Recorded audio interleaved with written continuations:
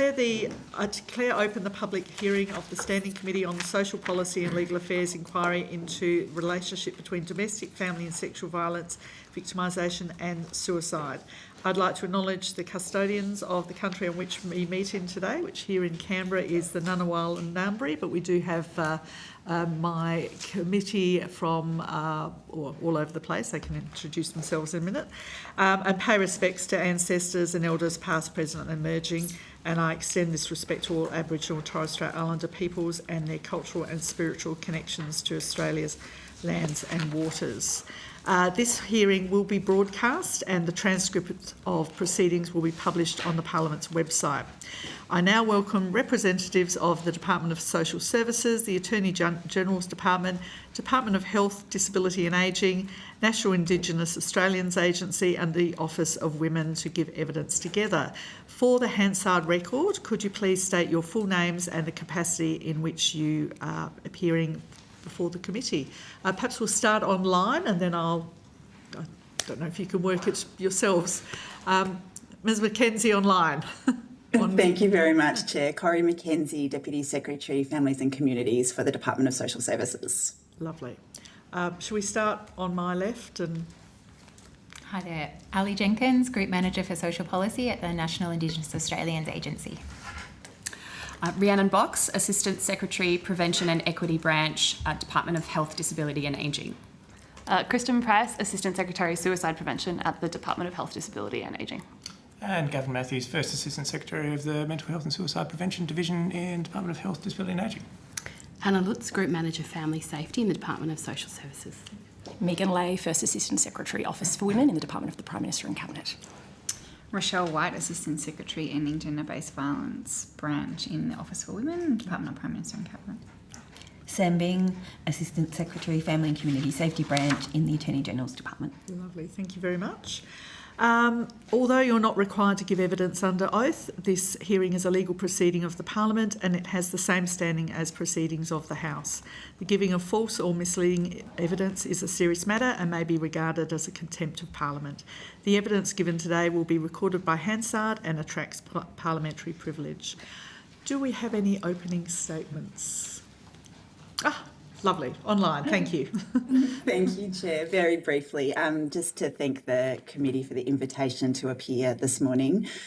You will have received the submission which has been jointly developed by departments and offices of Department of Social Services, Attorney General's, Health, Disability and Ageing, the National Indigenous Australians Agency and Office for Women are obviously joining you today, so thank you for that opportunity to appear. I note also that the Australian Bureau of Statistics has also provided a submission and is appearing later today.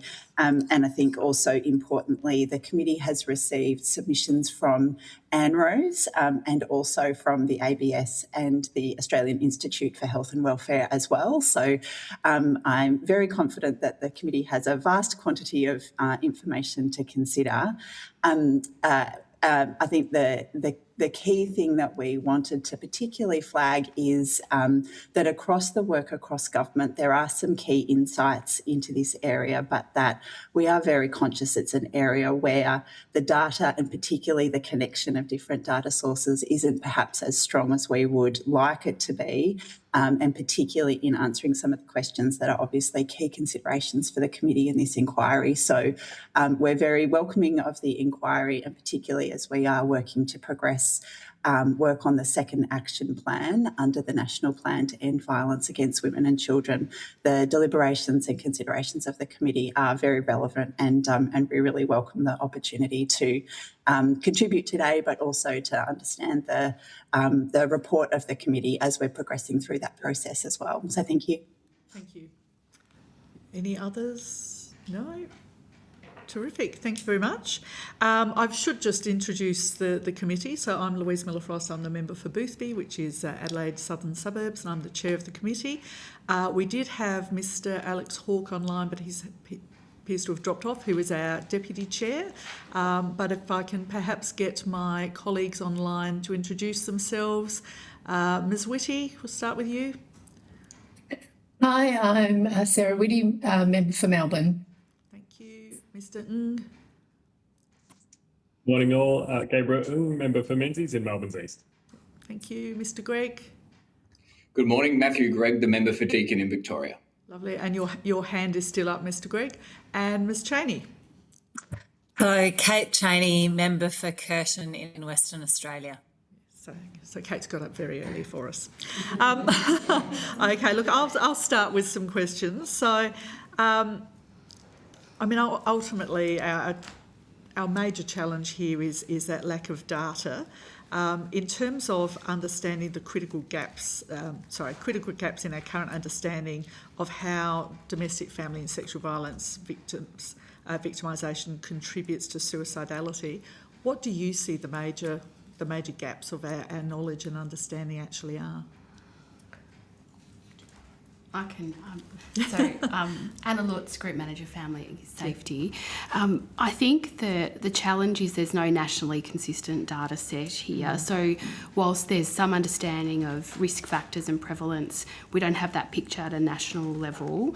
The submission that we put in talks to, as Ms Mackenzie highlighted, the gaps in our understanding about what happens in specific cases, which then enables us to collect consistent data. What do we need to collect consistent data on at the national level to understand how does this happen in certain cases? We certainly know that suicidality is a contributing factor to the risk and experience of someone experiencing family, domestic and sexual violence.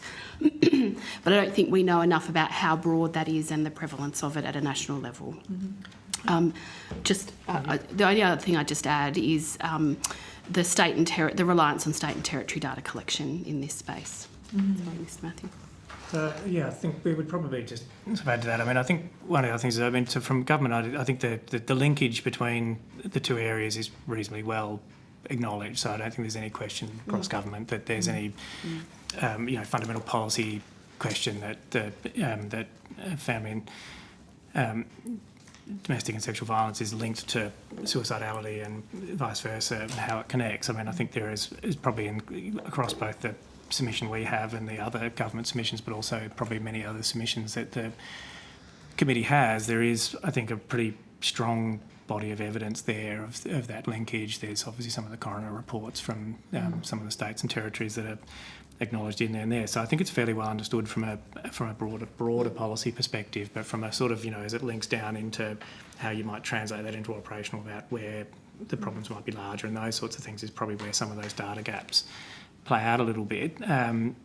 The overarching, I think, the national mortality database and I think you have the ABS appearing sort of later, so it'd be probably good to unpack with them that are much more sort of expert on this than perhaps we are. But it does, I think, work off of the international classification of disease, and so we have done some work to get linkages of domestic family sexual violence into, how that is captured, but probably not far enough that it's specific to be able to kind of capture that work. There is, and we have funded, and part of that work was funded through some work we've got through the National Suicide and Self-Harm Monitoring System that has led to some improvements in there, and there is some work on hand that I think the ABS might well talk to about how that might be expanded to move that sort of version 10 of that classification disease to to the next iteration of that would then capture probably a little bit more detail some of the matters, which would probably help to take us forward. But probably just to note, that isn't necessarily a simple piece of work. Obviously, that classification then impacts on all sort of classifications of deaths and other things. So it's not just specifically around, around this subject matter. So it is a broader piece of work that is underway. Right. Thank you. In terms of the sorts of programs that you're rolling out at the moment around both family, domestic violence and sexual violence, there's a little bit of a crossover but also quite different. Is suicidality actually recognised as something that you're actually asking programs to address? Yes. So again, we might ask Department of Health, Disability and Ageing to talk about. We've got some pilots in the Primary Health Network which look at treating a number of different risk factors, so we might hand over to them. But also in our national programs under things like the Leaving Violence Program and 1800 Respect, the risk assessment that happens when those services talk to a person about what they need will take into account the whole circumstances of the person. There's also work underway around the National Risk Assessment Framework, working with states and territories about how we assess the risk of family, domestic and sexual violence to individual and their children. So that work is underway to look at that consistently. And again, as Mr Matthews said, we understand there is a link there, and that risk assessment process would think about how do we create national consistency and how do we look at all the risk factors, including life events and suicide in that. And the national plan acknowledges that as well, as we've noted in the submission. But do you want to? Yeah, probably just before we go to that, I mean, I think from a broader health point of view that we don't tend to run specific family domestic sexual violence related suicide programs as such. There's we run, from a mental health and suicide prevention point of view, we run broader, sort of almost whole of population services, but within that, services like Medicare mental health clinics and Headspace, where the more clinically based services then definitely have those escalation protocols and of ways of identifying suicidality and sort of working through that and addressing some of the issues and sort of working to de-escalate and things like that. So it is a part of many of the services we do, although we don't tend to kind of, they're not specific to domestic and family sexual violence of that, because from a resource point of view, it's, they tend to cover a range of people that sort of come into it.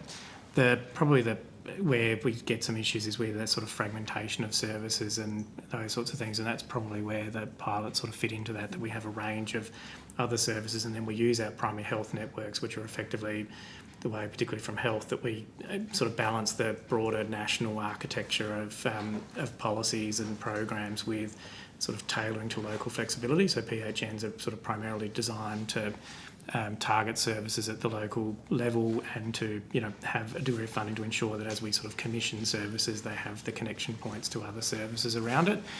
Works reasonably well in some areas, but there are limits to programs, and then from there we've probably got some specific examples of programs that try to sort of address those gaps between services, which is probably where the pilots fit in that context, which Ms Box might be able to talk further about. Sure. So as part of the Department of Health, Disability and Ageing contribution to implementing the National Plan to End Violence Against Women and Children, we are funding 3 pilot programs through our primary health networks, which, as Mr Matthews has said, are targeting areas of where we saw gaps in responding to family and domestic violence. One of the pilots is specifically looking at long-term recovery for victim survivors of family, domestic and sexual violence. And it provides long-term mental health support for, and also case coordination for people who have experienced violence, predominantly women and children. They work, if appropriate, they can work with whole families, and they in the locations where this pilot is being delivered, the PHNs commission services through local service providers to work with victim survivors of family and domestic violence, to link them into mental health supports and other long-term sort of recovery mechanisms like financial aid, housing support, employment services and things like that. And it's people can access the program for up to 2 years. And the pilot's been operating now since around 2024, and we've just received, and it's being evaluated, and we've just received some early findings from that evaluation, and it is the early reports are that victim survivors are finding that particularly the long-term support very useful in terms of building that long-term trust, having access to long-term mental health supports, and really that case coordination and that sort of working with families is really producing some very valuable results from this pilot. Some of the other pilots, so we have 2 other pilots. The other one is called Supporting Primary Care Pilot. That pilot is specifically working with primary care and allied health professionals to upskill their capability in recognising, responding and referring when they have victim survivors presenting and disclosing that they are victim survivors of family, domestic and sexual violence. So again, the PHNs, all of these pilots are run through our PHNs, which I think is a critical part of the model, because they really understand their local communities and they have links into all of the health services. So the PHNs are going into primary care settings and providing training around family domestic violence, sexual violence, and also child sexual abuse to really, and it's a whole of practice training. So it's not just the health practitioners themselves, but it's everybody in the practice. Will receive training in how to recognise and respond appropriately in a trauma-informed way when victim survivors are presenting to these primary care and allied health practices. And they also provide a service through this pilot called a DV linker. A DV linker is an identified individual who work with the primary care practitioner when the primary care practitioner feels like they need a little bit of additional support, when they're unsure how to respond when a victim survivor is presenting and disclosing. The GP can call their DV linker, and the DV linker will work with that general practitioner or other health professional to support them, to give them guidance, to give them sometimes it's just that peer support that they need to really feel confident to be able to support the victim survivor.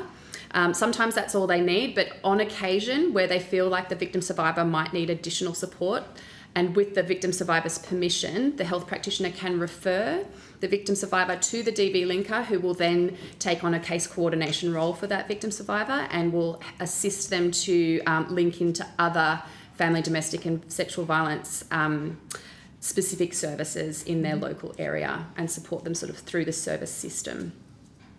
Again, so that program is also being evaluated, and we recently had an early findings evaluation report from that pilot, and it's also achieving really fantastic results with health professionals reporting that they feel much more confident and capable to be able to respond in a trauma-informed way when victim survivors are presenting in their practices. And the final pilot that we are funding is an outreach pilot, which is health practitioners going out into women's shelters and other places where victim survivors, sort of meeting them where they are, and where victim survivors aren't necessarily engaging with health services, we're bringing health services to victim survivors and particularly children. And we're finding that in a lot of cases that victim survivors haven't engaged in healthcare or any sort of developmental checks for children and things like that. So a lot of health issues are being picked up, and then people are being reconnected into health services through that pilot as well.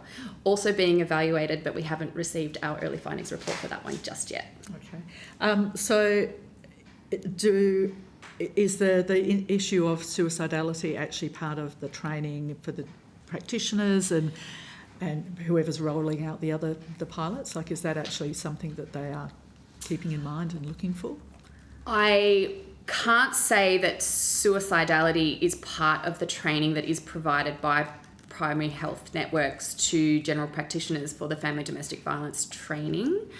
I don't know if specifically suicidality is covered in that training, but the supporting recovery pilot does recognise elevated suicide risk among victim survivors and the importance of integrated responses that address mental health, suicide prevention and family domestic violence together. And they have multidisciplinary teams that sort of work with victim survivors to understand how best to support them and what their needs are. So our supporting recovery pilot with the long-term mental health support absolutely would incorporate an understanding of suicidality as a risk. The training that is being provided to general practitioners is relatively a new concept in a lot of cases. I mean, there are many different types of family domestic violence training that primary care can access, but in some cases, general practice organisations are finding that training is relatively novel and new, and it's a new concept for them, and they're sort of coming to it slowly. So it is I'm not sure to the level that they would go into sort of suicidality as a topic in that training.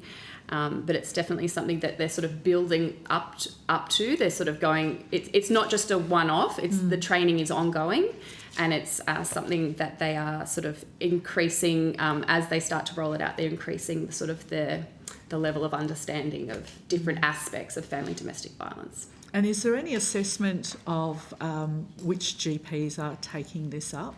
And what I mean by that is general practitioners often have an area of specialisation, and that's what... So are you teaching new people this thing, or is this people who are already kind of interested in the area? And is there any measure of whether you've got new GPs getting involved? Because whether they're interested in it or not, they're seeing those people. So, yeah. And that's what they're really finding through the delivery of this pilot, is that because the issue of family domestic violence is becoming much more sort of visible, it's becoming much more spoken about, victim survivors are disclosing more often. General practice is really crying out for more support to be able to safely and appropriately respond when victim survivors and on occasion people who use violence are making disclosures in these settings.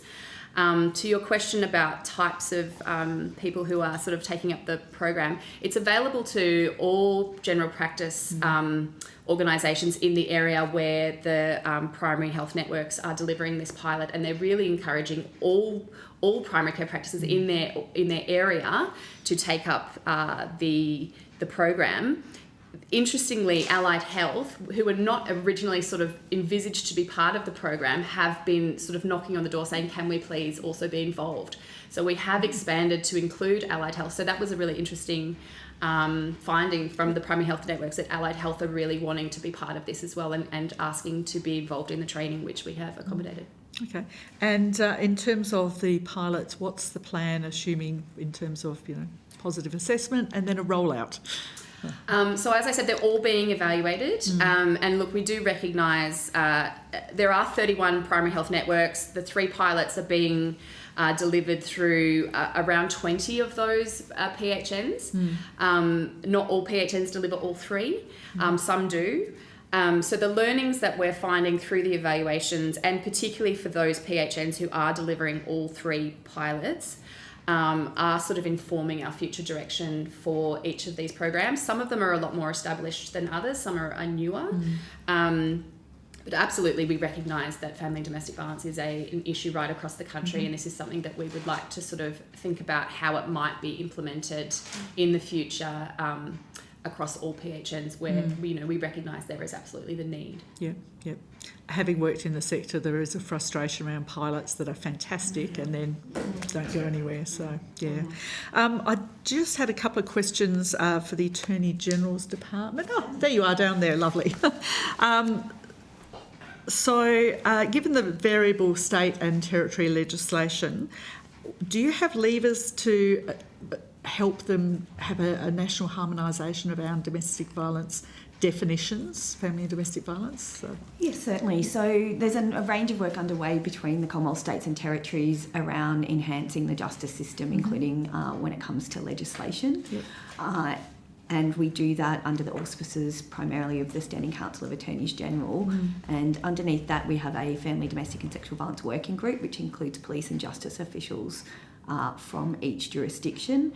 And there's been work done through that. For example, the national principles on coercive control, which do include aspects around suicide in there, both in terms of risks to victim survivors, but also perpetrators using threats of suicide as a controlling technique. And those principles were developed in consultation with the states and territories through that working group. We're also considering national definitions in a policy sense, particularly around family, domestic and sexual violence through that working group as well. And then we also have a range of work we're doing with the states and territories, particularly in the sexual violence space, which can also consider work that can lift states or move states towards more common approaches. Harmonisation is obviously the end state is ideal. Sometimes that's not possible with states and territories, but we certainly have mechanisms to convene and lead those conversations. Good, thank you. And the submission highlights the need for nationally consistent death review systems. What reforms does AGD consider essential to ensure domestic, family and sexual violence related suicides are systematically identified and not just incidental? That's an excellent question. I think because those death review mechanisms are entirely state and territory, really it is a discussion for the states and territories through their coronial systems, really, which is very much a matter for the states and territories. There's obviously a number of reviews that have been done, and certainly there is the ability for the Commonwealth to consider those death review outcomes and factor that into policies and programs that we might be rolling out at the Commonwealth level as well for the benefit of people in states and territories. Right. Good, thank you. All right, I'll throw to my panel, my committee. Mr. Ng, would you like to go first? Well, thanks very much, panel. As a former public servant, appreciate you all making the time this morning. So I suppose firstly, one of the issues that we have are the complexity of the data that we might seek to be gathering. So does the Department of Social Service in particular, but any of the panellists have a view on when suicide could be recorded as related to domestic family and sexual violence, in terms of what kind of causality might need to be there, time frames between violence and somebody completing suicide, things like would childhood sexual abuse also be considered to be related? Yeah, I appreciate your thoughts on that. Ms. Mackenzie, do you want to jump in, or would you like me to? No, jump in, Anna, that's fine. Thank you for the question. I think I might answer it in a couple of parts. I think there's probably three aspects in the data that we'd be really interested. One is just finishing off the previous conversation about death reviews, is understanding the detail of what's happened in particular cases, which is state and territory remit, but ANROS does connect them as a national network. So would really be interested in that level of information to understand, and we use that to really help us understand risk and protective factors and interventions that would be complementary to what we were doing. So that's one aspect. The second one is there is quite a bit of work underway around data linkage, and the Australian Institute of Health and Welfare is doing an integrated data set from a family, domestic and sexual violence perspective, looking at health data linkages. Again, though, that will be dependent on consistency and the ability to, and it probably will raise, how can you think about what are the flags that we need through state and territory data all the way through to some of those national data sets, and colleagues from health, disability and ageing may be able to comment on that as well. And then so that for us gives us, that data matching also gives us really good policy insights about when someone needs help, and how would we then combine that with individual case information. And then the third aspect is really the work underway around the national risk principles will and do identify that suicide is a risk factor in how you assess risk. And so again, standardising risk frameworks across states and territories and in national programs like programs that we look after, both us and other Service Australia programs as well, where they're doing risk assessment, also means we can collect data on when individuals are telling us about the risk factors for them at that point in time. So that's a lot. I might just ask if Ms Mackenzie wants to jump in and add anything, but those are probably the main parts for us. Thank you. And I might just add a little further just to the last point that Ms Lutz made around, because it also goes, Chair, to your earlier question as well. The work on, so currently jurisdictions utilise different risk assessment frameworks in the delivery of services to victim survivors of family and domestic violence and sexual violence. Some states have put a lot of effort into mandating across a range of different workforces the risk assessment models, and Victoria obviously is one of those, and continue to kind of evolve and expand it. I think one of the things that is really critical around risk assessment frameworks is the ability to understand. To have a common understanding of risk across different workforces, particularly when you then look at health workforces, obviously, as Ms Box was talking about before, but also justice workforces as well. So that it's a really critical mechanism to more consistently identify and enable referral and access for people for different supports. The work that Ms Lutz referred to is work that's underway at the moment to develop a national best practice family domestic violence risk assessment principles and a best practice risk assessment framework.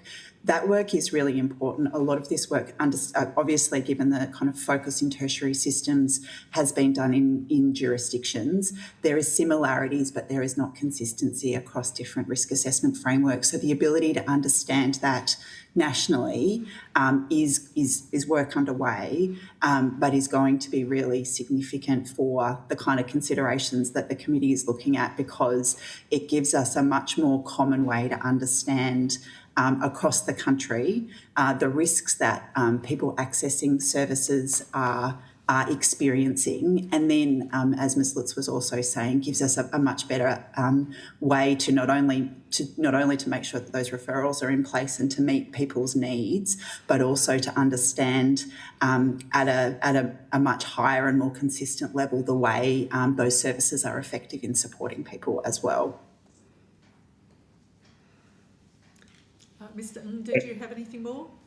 I did think, yeah, thank you. I was pleased to hear from the Department of Health from Ms Box about some of those primary health networks, I suppose, taking more of a family violence lens. I can definitely see how, they're very well placed to be able to identify some of the risks there. I suppose in terms of integrating some other services, so for example, having upskilling family and domestic violence workers with mental health risk assessments, or vice versa, making sure that mental health service providers are equipped to be able to refer for family and domestic violence services. I'd be interested in your thoughts on what opportunities there might be or what programs there might already be in place to explore some of those linkages.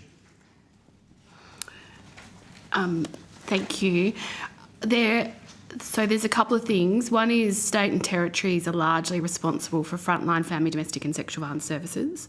So they do a lot in their workforces. We've just closed, though, the National Workforce Survey, where we're looking at which asked a range of questions around what family, domestic and sexual violence workers are doing, and that will give us some really good information at the national level about some of the similarities and differences in states and territories and the kind of work those workers are doing, as well as some of the training requirements that they need. So absolutely there's work underway to get that national picture. I would just say states and territories do a lot. There are some that have really strong workforce training for their workers, and as Ms Mackenzie's talked about, if you take Victoria, for example, their multi-agency risk assessment framework, which is rolled out to adjacent workforces as well, also includes training and capability for family, domestic and sexual violence frontline workers. So there are a range of levers. We talk to the states and territories really often about what we're all doing. The National Workforce Survey and the next steps there, we will connect back with them on what that tells us about national trends. We also have national training programs that we look after. They are more for adjacent workforces, so complementary workforces who are looking to identify and help them identify family, domestic and sexual violence risk and refer. If you want more information about what states and territories do in terms of their detailed of their training programs, have to take that on notice and come back to you.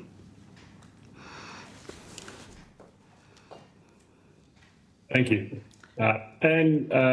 This is probably one more for the Department of Social Services. In the time that I worked there, you worked in a data exchange to have services be able to report, but also be able to get data that might be relevant to them and have nationally consistent data on a range of programs. I'm just wondering the progress on that, the uptake on that, and how you've received feedback from service providers as to whether or not that's been useful, and particularly in this area, for domestic, family and sexual violence and suicide, if relevant.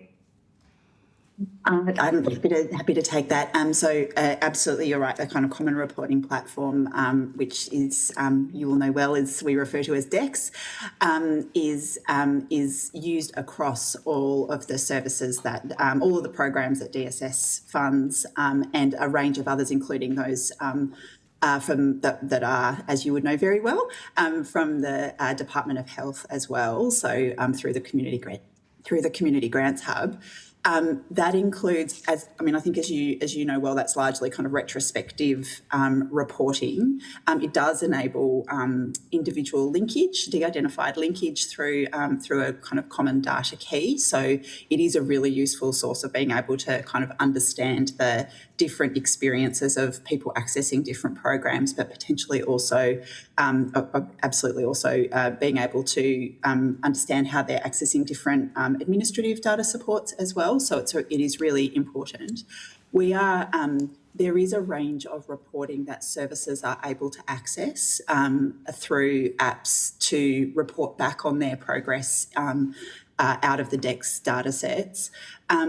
It's something that we are currently doing a range of work about uplifting, both the kind of integrity of the DEX data set by introducing much more common reporting across different programs. So that's really currently underway. It's always been a feature, but there have been a series of exemptions in place that we're looking to remove so that there is a much more consistent data set across programs. But the other piece is that we also have work underway about improving and uplifting reporting back to the community sector and to services who are funded and are using DEX, for them to have access to kind of better reports in order to be able to support their continuous improvement and learning, particularly around the relativity of the effectiveness of their services in supporting people compared to others who might be working in similar programs. And so that's something that we're working at the moment with the community sector to develop and refine those reports, and something that we'll look to continue to improve, particularly as that DEX data set becomes stronger over the next period of time. Thank you. This, I think, might be one for multiple departments, but also National Indigenous Australians Agency representatives. So, given the hesitance of some Aboriginal and Torres Strait Islander people and cultural considerations, I think that would also apply to culturally and linguistically diverse communities, perhaps people with disabilities, given there might be some hesitance to share information about suicide or mental health or other cultural barriers. I'm just wondering about how the departments navigate that, and how there might be both consistent data, but also, I suppose, addressing suicidality amongst some of those more marginalised groups. Do you want to start, Ali, from a broader data point of view, and I'll perhaps talk about it from Inside Health? Yeah, of course. Thank you. Ali Jenkins, Group Manager for Social Policy at NIAA.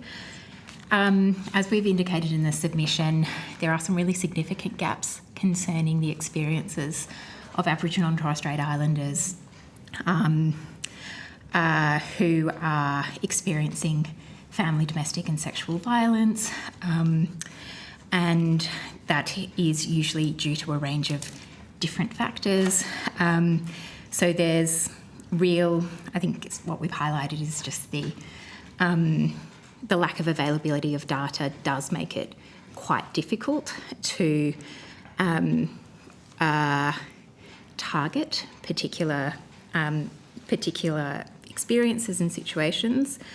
The submission does highlight a range of what we would say quite significantly more kind of highly impacted communities within First Nations communities.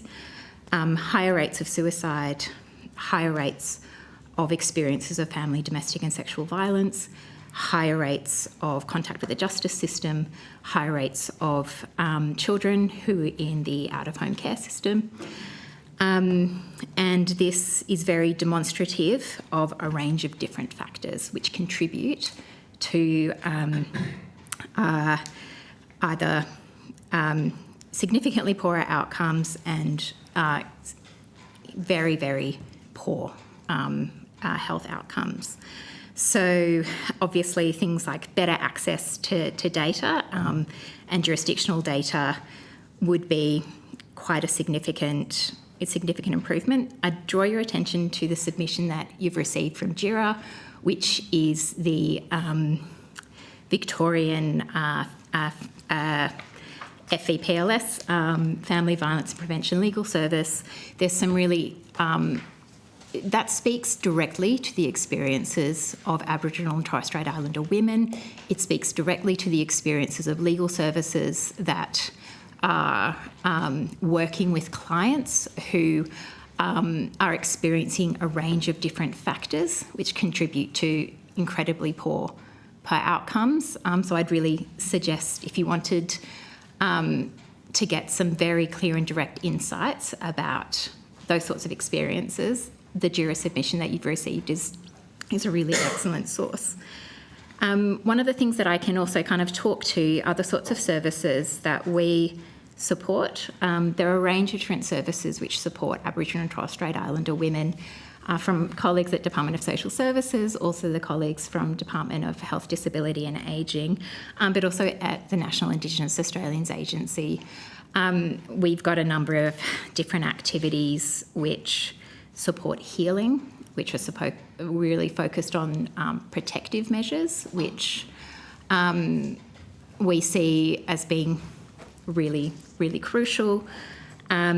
And we also have a range of different social and emotional wellbeing activities, which kind of take the holistic concept of social and emotional wellbeing, which is a First Nations mental health concept, and really supports people through improving connection to culture, connection to country, spirituality, family and community.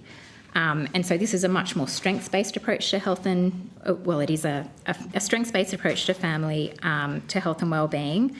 And it, I guess, helps to address a range of those different interlocking factors which contribute to the really poor mental health outcomes. I can talk a bit about those activities, but I might just see also if my colleagues at the Department of Health or Department of Social Services wanted to identify anything. Yeah, I'm happy to jump in. So, I think from a broader health point of view, probably just one of the submissions probably worth a little bit of a read from a First Nations point of view is that NACHO have, I think, put a submission into the committee, which is probably worth a read from that point of view, because I think it does go to some of those concerns that First Nations people have about data collection and how that data is used, which I think is probably a counterpoint to the broader push of strengthening data and getting more consistent and more rigorous data systems. There is some concerns from First Nations point of view about how that data then gets used and who controls and uses the data, how it might link to things like child removal and other things if they disclose things in those sort of matters that they perhaps don't have as much trust in the system as other Australians may. So that is probably one to have a look at from a broader concerns point of view. I think from Jenkins probably sort of summarise, I think we don't tend to sort of delineate First Nations mental health, perhaps into domestic family sexual violence or suicide or other things. I mean, they do tend to approach it more from that social and emotional wellbeing point of view of how the person is centred and those domains of that sort of basically brings of how they see that sort of culturally and spiritually of the person. And so then the sort of architecture of services tend to what they're looking for government, I think, is to ensure that as we design services, we do that within that framework as opposed to in other systems. And that's probably, I think, an area of ongoing policy that we're sort of working on, I think, reasonably actively with the broader sector through the social and emotional wellbeing policy partnership. Is a fairly active conversation for that. There are some programs. So we do run a program called Culture Care Connect, which is a specific sort of, suicide, particularly aftercare, sort of related program that works in community to try and sort of work in partnership with social and emotional wellbeing programs to try and do that sort of community level sort of action that it does. I think we have about 30 regions sort of covered through Culture Care Connect that sort of strengthens that. Obviously areas we need to do more because the data is still going backwards in this space, which is of significant concern. We do have some new things coming in as well as part of those sort of existing programs that we've got. We have been also working with a service called 13 Yarn, which is basically one of I guess what gets called crisis lines really, for where people have suicidality and contact. One of the things they'd been raising, we evaluated that program a while ago, and one of the things that came out of that evaluation, and probably what 13 Yarn had been saying for some time, is that they'd sort of wanted to enhance that service more broadly and bring in a sort of text-based service. Particularly, I think they're conscious that there are many in, either whether it's sort of crowded houses or sort of environments where people don't feel comfortable calling, and that also being an issue in, in family and sexual domestic violence, sort of environments of something that's a little bit more, quieter. They can do it sort of privately and a little bit more protected from that point of view. So we have funded an uplift of that service really sort of directly around that, to bring in that service and round out some things. So we are always looking to see if we can find some other bits to do more as well. If I could add to that, I think that something else that's probably worthwhile reflecting is that when you have had a death by suicide in a First Nations community, it does increase the risk that there are going to be other deaths by suicide. So I think it's worthwhile reflecting that we've got a service which is run by Tirili, which is a First Nations provider, which is a suicide postvention service. So when there is a suicide which has been reported, Tirili is able to put in place a range of different supports within that community or within that family, which can help to reduce the possibility and reduce the risk of further deaths by suicide or further harm within that particular family or community. And is that Australia-wide? It is Australia-wide.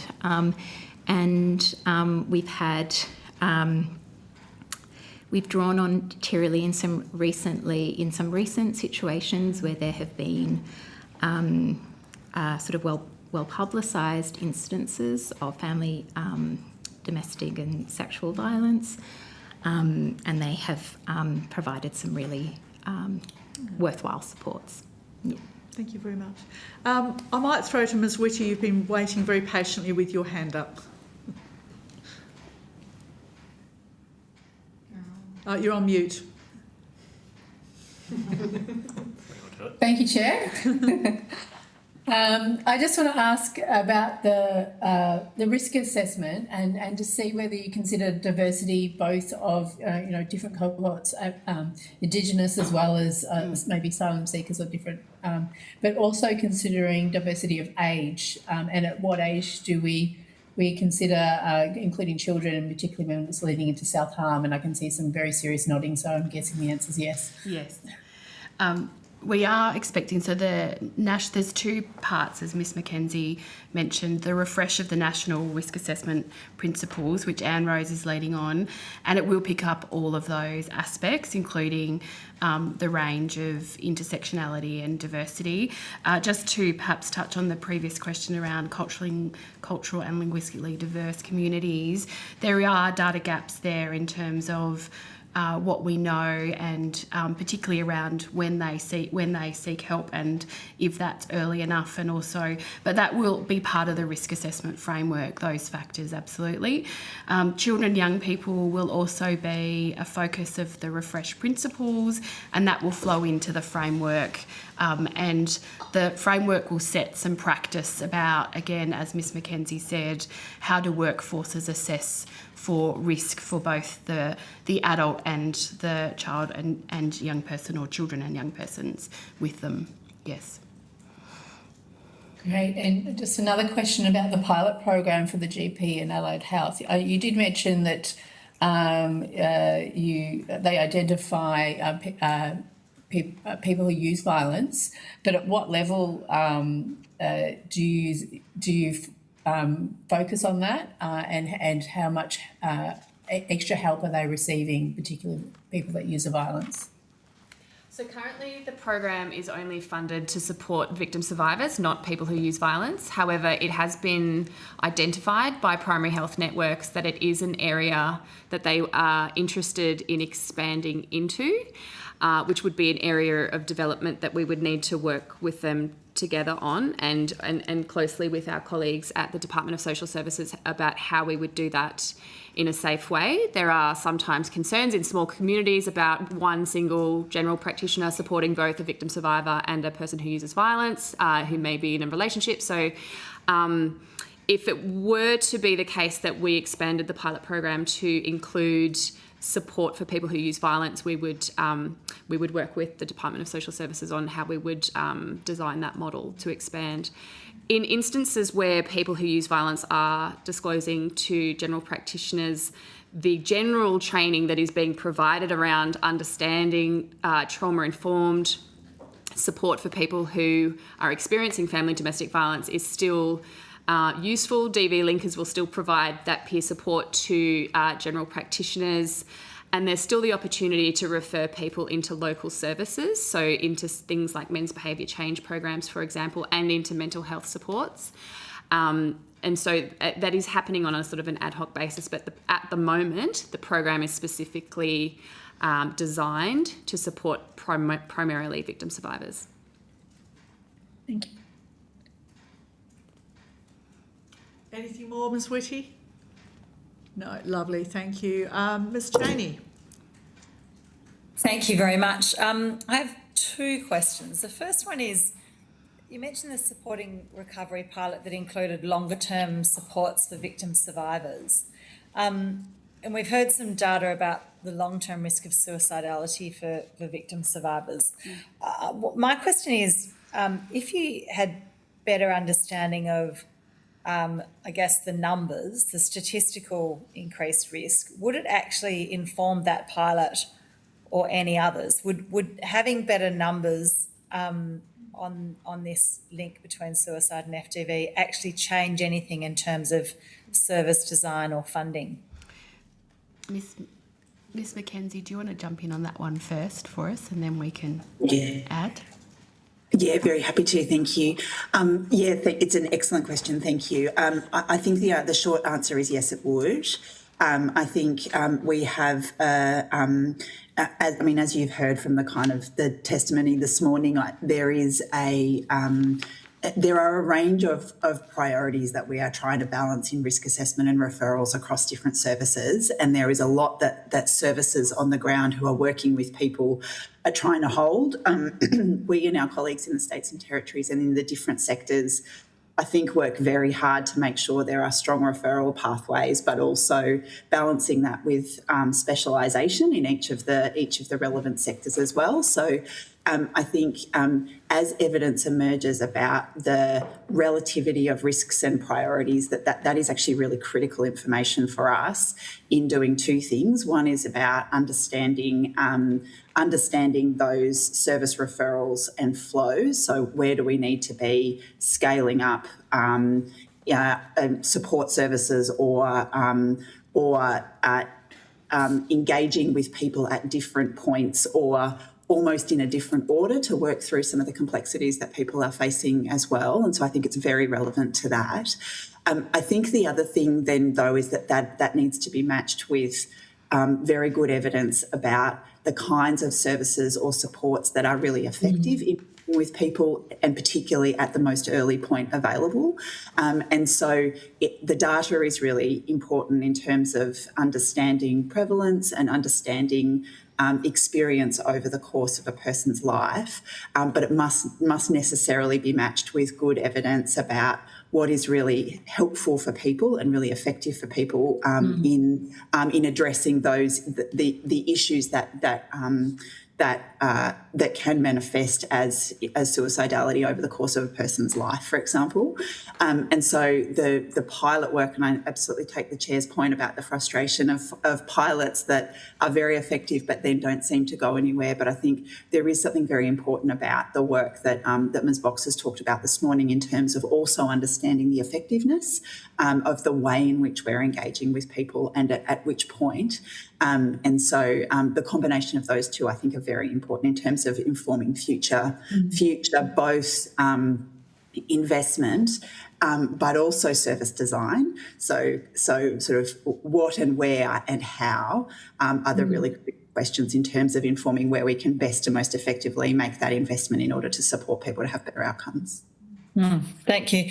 And I think that leads nicely into something we heard from the ANAO about their audit, was that there were some real issues with the early design of evaluation methods and data collection, which if we're not getting that, then that will be very difficult. The data on its own won't help unless we also are actually evaluating current services and see what helps and what doesn't and how effective they are. So I suppose that's a comment, not a question. But my second question is for Department of Health. We heard from the ANAO that the suicide prevention strategy that contained 106 actions, some of which related to family and domestic violence, had no implementation plan. And the ANAO quite sensibly recommended that there should be an implementation plan. And I understand that Health pushed back on that a bit, saying it only agreed in principle to that recommendation. I'm really interested to understand more from Department of Health how it actually delivers on a strategy without an implementation plan. Why, the reasoning behind there not being one, and whether the second national plan that's being developed now will actually have an implementation plan. Yeah, hi. It's Gavin for the Department. Very happy to talk that one through from a couple of fronts. So the suicide prevention strategy, as I said, has 106 actions. Those 106 actions, basically, when you have a look at that in detail, many, in fact, probably most of that, because it is a very broad strategy that looks from a sort of a whole of government and whole of governments point of view. So it's not just, whole of government Commonwealth, it's really whole of federation, really, in the states and territories, and many of the actions there are really targeted at states and territories as much as the Commonwealth. So just before I sort of come back to why the action plan, from why probably the department accepted it, in part, was really because the audit was about the department and what the department's response is there. But when you look at the context of that suicide strategy released by government and the actions, most of the actions are probably basically the responsibility of other portfolio agencies, ministers and other governments around that. So it's not something that necessarily we can unilaterally agree that there'll be an implementation plan that will bind a state into that action plan as such. So what we've effectively done is said we accept the concept of it, and what we'll need to do is, and we would want to do anyway, is over time is to take that through government and take that through that concept through with the states and territories about what an implementation, abroad of how we're going to implement that suicide prevention strategy, which is endorsed by all of the states and territories, would basically look like. But it is not fully within the remit of the department to, of itself, create an action plan, if that makes sense. We would need to get governments to agree that, and when the audit is not really auditing the government's approach, it's auditing what's within the bounds of the department. That's really the nuance between that point. In terms of probably... And just on that point, I mean, obviously the whole of government approaches and plans are needed because of the silo problems with different government departments. I mean, do you think that there should have been an implementation plan but someone else should have held it? Or was it obvious that Health would have been the lead agency? And I recognise it may not have had accountability for every one of those actions, but it's got to be done somewhere, doesn't it? And how does Health determine whether that's its responsibility, or if not, encourage someone else to take on that responsibility? Look, that's a good question. I mean, from a leadership point of view, it really is, for it's within the health bounds. So it would be, and I think the step that's probably also sort of recognised in the ANO report, but probably not fleshed out sort of fully, is that the strategy was developed basically under the really auspiced by the National Suicide Prevention Office, which has a sense of independence, which is, I think, a really strong value of the strategy. They're currently developing what's called their outcome framework, and in a sense, I think where the sequence of this is, they've got the strategy, then they're looking at the outcomes framework, and then that basically sort of then guides. Really, I think those two pieces will guide much more that sense of how does government sort of take that forward from a doing point of view. So it is sort of sequenced out a little bit that there is, I think, there will be a need for the health, for us as a portfolio, to take a stronger leadership role in, well, what are the doing aspects and how do we look at the 106 actions and work that across government. And there is action when you look across some of those. There are actually a range of actions on sort of things happening at component parts of those now. So there will need to be some work onto that. We'd probably have a bit of a preference of the outcomes framework being settled before we probably sort of map that out a little bit. So it's not like the strategy sits in its own there is other sort of flow and bits of work that the NSPO is currently working on and finalising that will sort of contribute to how that stands up over time. And there probably is a little bit of work to do between us and the NSPO about who and how we work with them to basically drive that across government and across governments. Yeah, they did mention that there was also some lack of clear articulation of the role differentiation between that office and the health department. In the development of the next plan, will there be an implementation plan? So, sorry, which plan? Development of which plan? Sorry. My understanding was that the next suicide prevention national plan was being developed. I might have got my plans mixed up. I think that's what I was clarifying. So that probably the reference there is probably to the National Mental Health and Suicide Prevention Agreement, which is the Commonwealth and State agreement that overarches mental health and suicide prevention. So it's sort of broader than just covers that current agreement. Would that agreement be placed to put yes, it would. So the the Productivity Commission reviewed the current agreement and then has made a series of recommendations for governments to consider in the next agreement.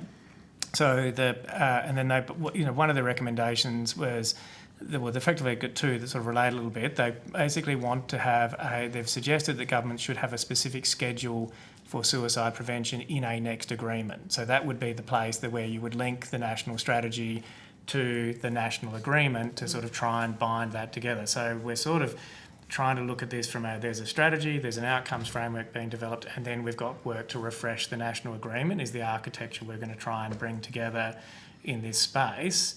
As we work our way through that of course, is a decision for, at the end of the day, of government and governments as they sort of come around, it's under any national agreement. But essentially, they're the three pieces that which would logically come together, that we would have a schedule under the National Mental Health and Suicide Prevention Agreement on suicide is basically what the PC is suggesting, that would be informed by the national strategy, because that's logical, because it has already been a level of endorsement from the Commonwealth and all jurisdictions. So possibly in that schedule, it could actually outline who is responsible for an implementation plan for that national strategy, so that the ANAO's findings are used and taken forward? Yeah, absolutely. And so I think we would be looking to work our way through that. There would, like most of national agreements, there's usually some form of implementation plan associated with that. So if we have, and it's an if because it's all subject to governments agreeing, that architecture, which is a work in progress, then there would likely be those sorts of things around implementation plans, etc. Consider that. So just for the record, we're not opposing. So I just do want to make it clear that from the health point of view, we're not opposing an implementation plan at all. I mean, it's a logical thing to do. For the agreement, all we were doing is really saying is that I think the ANAO probably had a little bit of a view that the department of itself could go and kind of create an implementation plan that has, milestones, actions, responsibility and funding, and it would be we could not do that without that being an active agreement of relevant governments and ministers that go beyond the health portfolio. So we're certainly not challenging the need for it or the logic of doing it. We're just sort of suggesting that there's a process basically that needs to happen to get to that point. And is it not up to health to make that process happen? Yes, like who should have been looking at it if not health? Well, we are, and so I think we would say we are looking at that. So it is as the Productivity Commission has reviewed the broader agreement and made that. So it is. So yes, we are looking at that. It is absolutely one of the elements that will be looked at under the consideration of the next national agreement. So it is something we are definitely looking at. Okay, thank you. Mr. Gregg. Going beyond that, would it be appropriate for the department to kind of, as a form of draft and a basis for discussion, put together the kind of agreement we'd like to see or an implementation plan we'd like to see, that it can at least be used as a point of reference by those negotiating this agreement? Potentially, yeah. So, obviously, as I sort of said, there is probably a step that we're looking to make sure that anything we do in that space is guided by the outcomes framework that the NSPO is currently developing.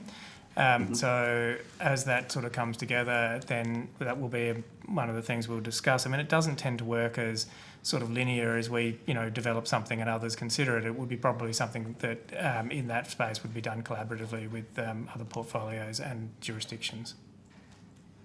Thank you for that. Changing tack a little bit, obviously the need for consistent data is evident, but I'm also conscious that service users often highly value privacy. Do you think we have a clear enough line as to when an expectation should be placed on whether it's a GP or a community-based service provider as to when that duty of confidentiality and privacy, when it's essential that individual related data is passed up and forming part of and informing other service providers, because trust and confidence is also key. Miss McKenzie. I might jump in on that, and I'm sure Gavin, Mr. Matthews might want to add to this too. Absolutely, I think privacy of service users is paramount, and the importance of service users having confidence in the confidentiality of their accessing support is absolutely critical. In all of our data collection, and I mentioned it before in relation to Mr. Ng's question, that we essentially use de-identified statistical linkage keys, so that it's not individualised data that is available, but understanding kind of service flows. That is really critical. It is why some of the kind of the frameworks in which to understand the data are really important, because it means that you can understand those system flows and particularly outcomes, but without direct identification of people and making sure that we protect privacy. Of course, in the National Privacy Principles and the Privacy Legislative Framework, which is particularly strong in relation to health information for very obvious reasons, that there are very strict requirements, not only about the de-identification of data, but also prevention, like also mechanisms to ensure that even though data is de-identified, it's not then able to be identified later. And so all of those are things that are really critical. I think there is always a balance between making sure that individuals' privacy is protected and they can feel really confident in accessing services and supports, but also, to the point that Ms. Chaney was making earlier, being confident that the services that people are accessing are able to be effective, and that we're understanding where the need for supports is through the data, and that the supports that are available are really effective and high quality for people who need to access them. Is it kind of within scope? Because often we look at some of touch points with service providers as a lost opportunity for intervention still. So I guess my question is going to, do we think it's important as part of this process to kind of identify the balance between ensuring that intervention occurs where it's possible to prevent an individual case of suicide? So this isn't just a data collection program design issue, but an individual safety issue and kind of utilising these insights for a very clear, so all service providers know when it is necessary to intervene in order to prevent suicide. Because I know there are existing data rules, and for example, a lawyer would generally be bound to maintain confidentiality unless there is an imminent risk of serious harm. But with suicide, it's not necessarily imminent. So the threshold isn't always clear if we think the risk of suicide is a month or two away. Is there scope for that, all of that to be reviewed if we're looking at risk? Because risk of suicide is kind of unique in terms of others. Or is that something that kind of falls out and the focus at the moment is just on kind of program design, data design for now, and about information collection? Excellent question. There's probably two kinds of information sharing. One is data collection, which is absolutely, as you say, what I was talking about earlier. I think the other is referral information, so sharing personal information with other providers in order to support good care. And obviously there are a range of legislative frameworks in place to ensure appropriate information sharing between different service providers. There's very strict protocols in relation to the sharing of health information, but equally and predominantly at jurisdictional level, there's been a range of work about improving information sharing arrangements in family and domestic and sexual violence circumstances and settings to enable that information sharing between providers too. They're very specific, and in like Victoria, for example, there is a very specific information sharing regime that sits around the sharing of information in a protected way between providers in order to support victim survivors of violence and reduce relevant risks. So consent in relation to both sharing of health information and referral information is a kind of primary protocol. So if a victim survivor consents to sharing, that's absolutely there. But there are some other provisions which have a predominant focus on risk and safety. But it is a very specific and structured information sharing regime that exists. And I assume inconsistent across jurisdictions as well. Usually jurisdiction specific. I'll probably look to my health colleagues for health information sharing, but in terms of family violence, the information sharing regimes are usually jurisdiction specific. Yeah. Could I just add, the risk assessment framework though looks at information sharing from a national perspective about how you'd connect services up. So where the risk assessment and safety planning is happening in a particular service, what would be a recommended approach for information sharing, noting that there's legislative and privacy protocols, but how do we information share to support service providers and referrals across different systems is part of that framework as well. Probably not too much. I mean, from a health point of view, obviously it would come down to whether it's, some of the information will be held, nationally, and there'll be from whether it's, Medicare directly related information for sort of MBS and those sorts of things, which there are more national provisions. If it's through state-based healthcare, then it would come under more state-based provisions, is probably the broad answer in some point. I mean, just from a probably your practical question of people in services. I mean, so for example, probably in, say, for example, where we have clinical mental health services, then they'll generally have protocols in place to manage suicidality for people that come in. That will include, that they have known pathways to sort of help people connect people up with. They'll quite often have, things like, it's probably wrong term, but, release plans about if for a person to leave the service that they've got a safe approach, and quite often they'll work with, family members, friends, etc., to sort of ensure that the person as they go out, they've got some basic supports in place, and those sorts of things is generally probably practically what happens a little bit, and probably for lots of those where they're sort of referring people, there would be, sort of principles of consent, etc., that would be part of those protocols and approaches. Yeah, I guess the goal here would be, clarity, consistency and effectiveness at the end of the day in terms of that. And you do, and organisations all have policies and things like that, but I guess if we're trying to, we want to identify what is most effective, what strikes the balance, and then ensure it is consistently implemented around the country. In that spirit, that leads me to the next question. Obviously, pilots, and this goes to what the Chair was asking before, are kind of appropriate when we're testing kind of uncertain interventions. Could anyone here provide me with kind of an example where the intervention itself has evolved from the strong evidence base we've garnered from pilots not just a problem, and that is actually being successful? Can I just clarify specifically in relation to suicidality? Yeah, or broadly? In another area in health, like where we've been able to get pilots, put them together and generate a program that is a grand success. Look, I mean, there would be, from a health point of view, I mean, there'd be many, across health, it would be a very, very broad question. For that, I mean, within mental health, I think, we would probably say that there have been good successes in things where we have had, things like national helplines that we've expanded over the years for crisis lines and those sorts of things that are effective in diverting people from immediate harm, that have been expanded over the years based on probably many patterns of evaluation over time. That would be an example. Probably, I think the example I used around 13 Yarn would be an example of that has been scaled up over time.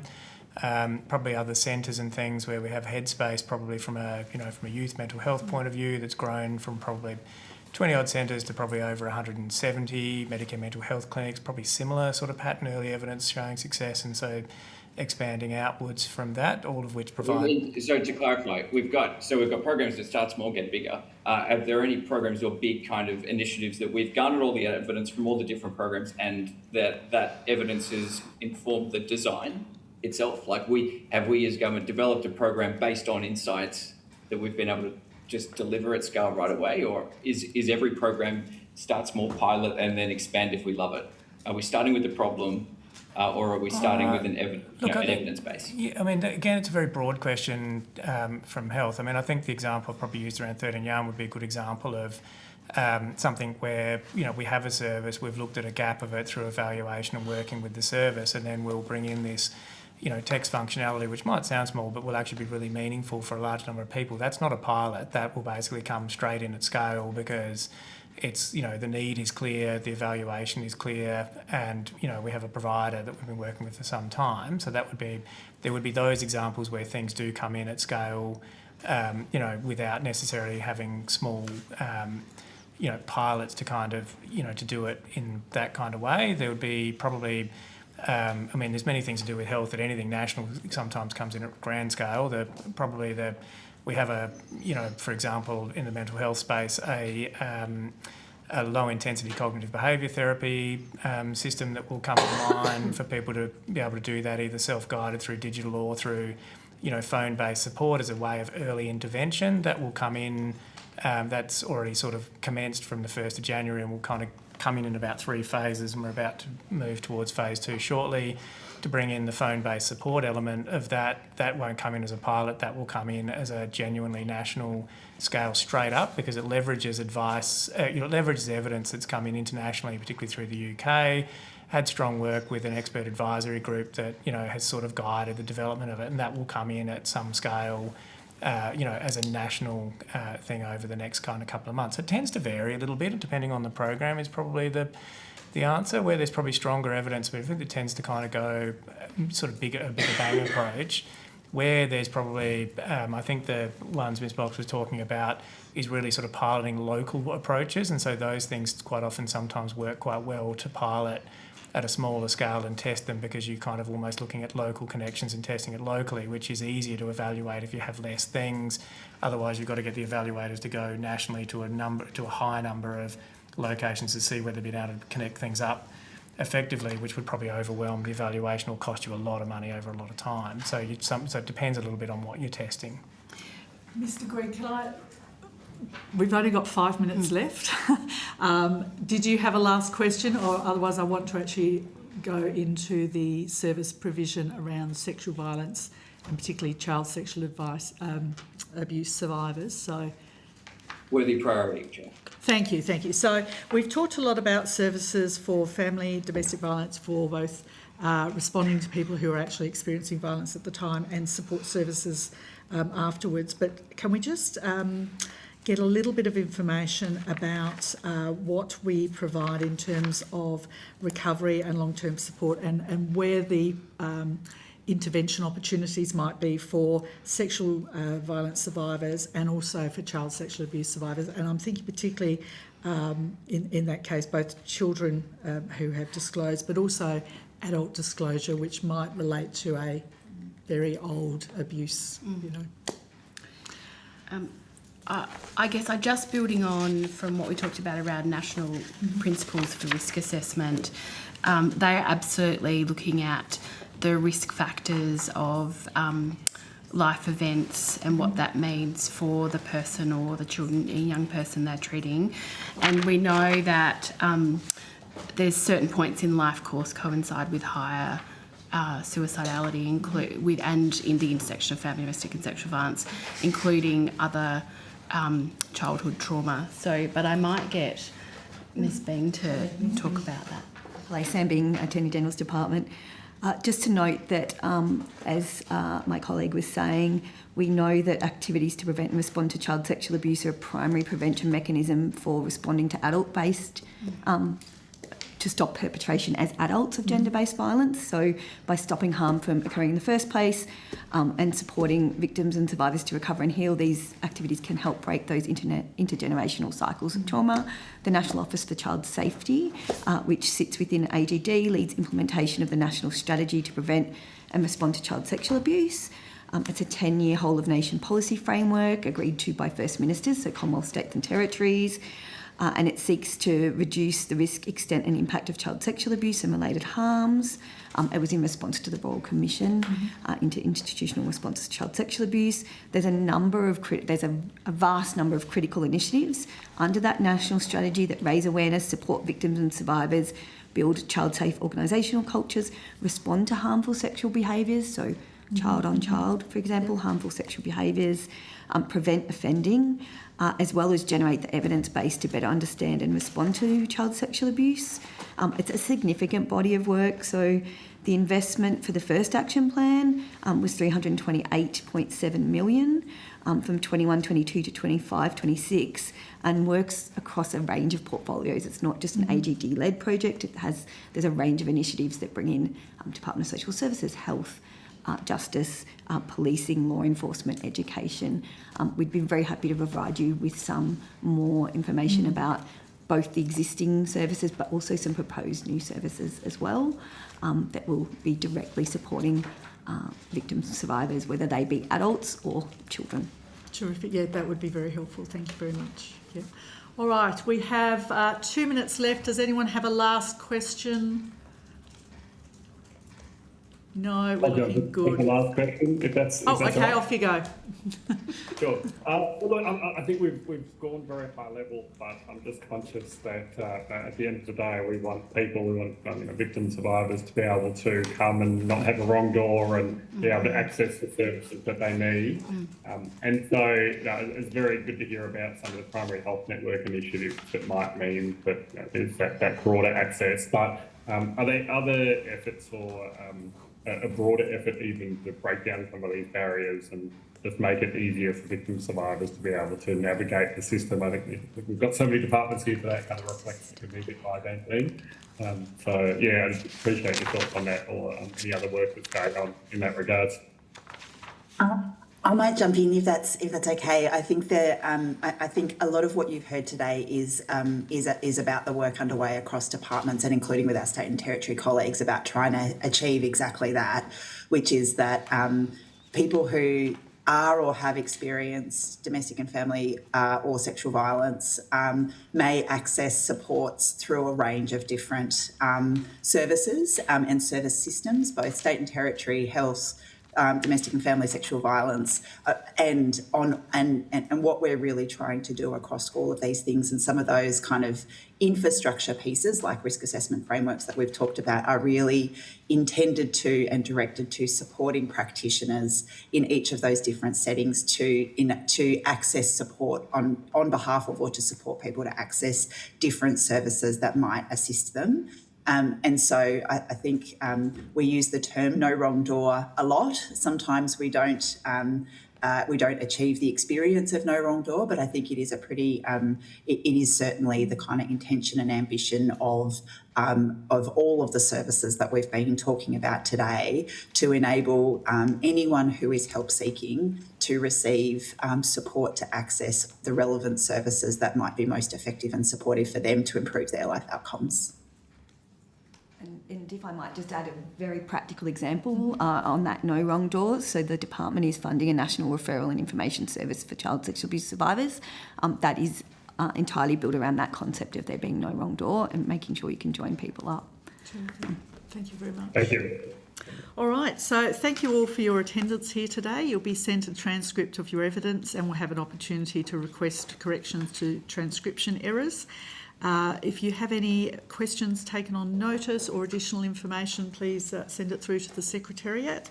And thank you all. Have a good day. Yeah, thank you very much. Sorry? Thank you. We may need to call you back at some stage for, this. Once we've got more more of a grasp on the evidence, we'll no doubt come back. But thank you, that's all been very helpful.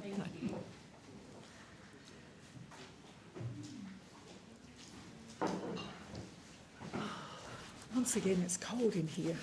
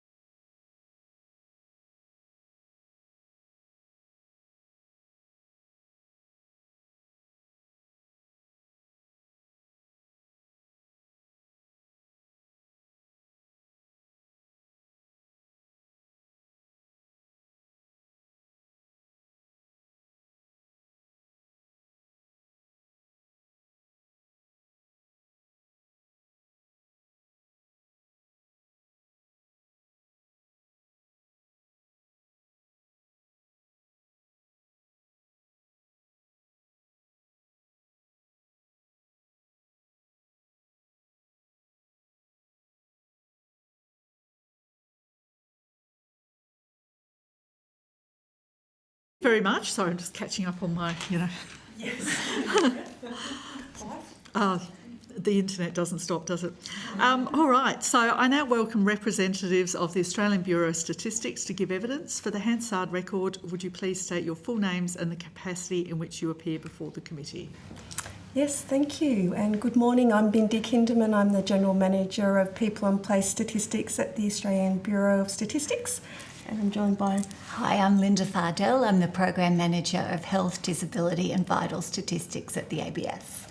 And I'm Lauren Moran, and I'm the Director of Health and Vital Statistics at the ABS. Lovely, thank you. Vital Statistics is a feminist theatre in Adelaide, just for your information.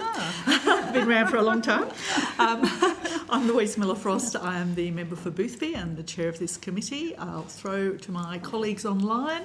Mr. Ng, do you want to go first? Intro. Good morning, I'm Gabriel Ng, the member for Menzies in Melbourne East. Ms. Whitty. Hi, I'm Sarah Whitty, the member for Melbourne. And hopefully Mr. Gregg and Ms. Cheney are there. Mr. Gregg. Hi, I'm Matt Gregg, member for Deakin. There, my camera is playing up for some reason. Yeah, there you are. And Ms. Cheney. Mine is too. Hello, sorry, Kate Cheney, member for Curtin. All right, and Ms. Cheney, you've still got your hand up. Sorry. So, although you are not required to give evidence under oath, this hearing is a legal proceeding of the Parliament and it has the same standing as proceedings of the House. The giving of false or misleading evidence is a serious matter and may be regarded as contempt of Parliament. The evidence given today will be recorded by Hansard and attracts parliamentary privilege. Do you wish to make an opening statement before we proceed? Yes, just a very brief opening statement, if I may. So good morning and thank you for inviting us here today. Well, the role of the ABS is to produce statistics.